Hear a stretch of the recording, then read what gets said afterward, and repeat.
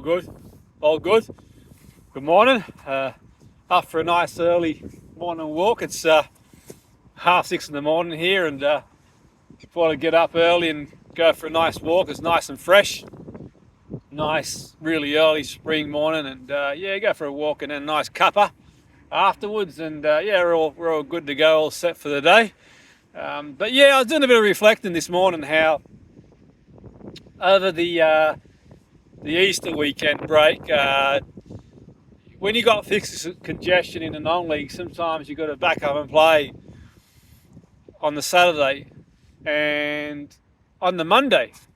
And to me, it was a big surprise when I started doing some work in non-league in England as a performance coach, and it was like, wow. Don't get me wrong. It's great for the fans, and it's a great time of year.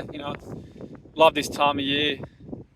Love Easter and the break and everything. And it's great to sort of get out there. Loads of sports going on and stuff like that as well. So traditionally, it's fantastic. But from the perspective of the challenges that players face playing that game, where you got the Saturday game, and then sometimes you can have an Easter Monday game. And that sort of fixed congestion, sometimes you got to play the games before the end of the season. So, but I suppose with that, you need to give it a lot of thought, and I think you've got to really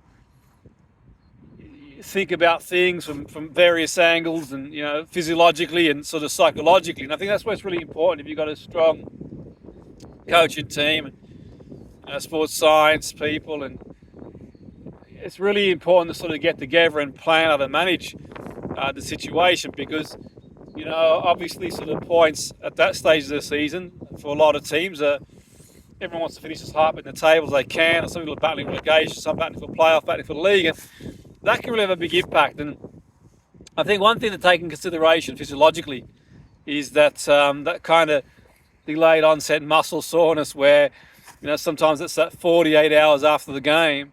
Sometimes it can take, you look at the research, 72 to 96 hours, post game to start recovering sort of physically. And that 48 hours, it's a bit like when you do a gym session. Sometimes it doesn't hit you the following day, but it kind of hits you 40 hours after. You wake up and your muscles are achy and other stuff as well. So, and sort of with that, I think there's an increased the research as well, injury risk as well. So there's the physiological factors, and I think that's really important after the game sort of Saturday. Even before the game, you sort of try and plan things around how you're going to manage. Obviously, plan before the game, before the fixtures, how you're going to sort of manage the environment best you can. But from a recovery point of view, I think certainly after the game, it's really important to start the recovery process, be it sort of the right nutrition, sleep, recovery strategies, whether it's a swim or walk, whatever, really. I think it's really important to get that right. And also think about squad rotation, which players can you bring in? You obviously want to bring in as many fresh players as you can for the Monday kickoff. I would say is a bare minimum, probably 3 or 4, if possible, if not more, if you've got a big squad and that sort of stuff, how you manage the squad. So there's a lot of things to think about. There's also the mental fatigue as well. I think mentally, especially if you're sort of chasing the playoff place or promotion or the league, you're battling relegation. There's that sort of mentally where, depending on how the result goes on the Saturday, if you sort of, win, lose, or draw, can have various permutations on sort of direction you want to go. So that's a big thing as well too. So it's almost like that sort of cup mentality, that sort of knockout mentality to a certain degree, because obviously sort of like, the fixtures come thick and fast. Mentally you don't really have a lot of time to sort of freshen up and sort of recover as well, and sort of refocus, especially for the game and the intensity. You play in other teams as well. You've got various permutations too. So there's the mental side of the game as well.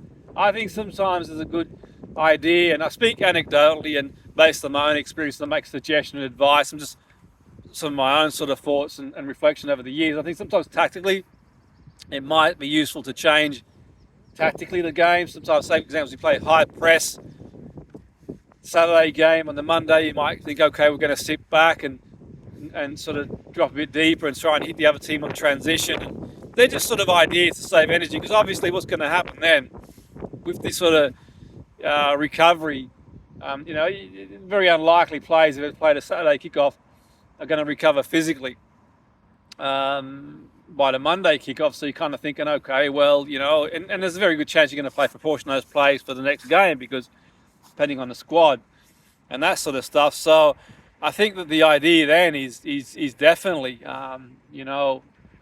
to make sure you try and keep things freshened up, because obviously they're not going to be able to put as many sprints in or run as fast, but also the key explosive movements like, gun up for headers and winning individual duels and that sort of stuff. So yeah, that's a big thing too for me.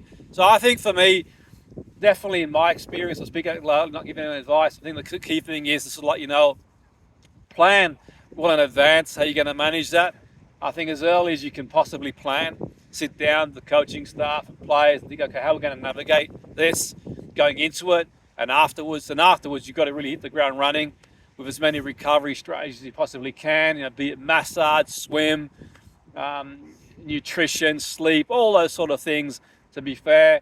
And then also mentally, I think it's useful to sort of think of some strategies to help to just give the mind a rest as well, especially if sort of like, you're in a position where you're sort of battling relegation, you're going for promotion or you're going for the league type thing, and you don't really have that relaxed mindset as you would if you're sort of hovering in mid-table and just going out there to play and entertain, so to speak, from that perspective. And I think certainly changes, think about sort of players you can bring in.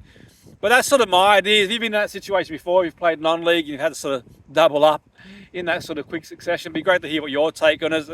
As always, that's just sort of my take. Anecdotally, I think absolutely it can be, it can certainly present, a lot of challenges. And these are sort of some ideas in the past. I've sort of the ideas I've sort of thought in the past. I'm not saying that I've got all the answers, any answers, so to speak, but they're just sort of like, my take on it. But it's great to sort of see what your take is on it as well. But yeah, it certainly is tricky set of fixtures, that's for sure, definitely.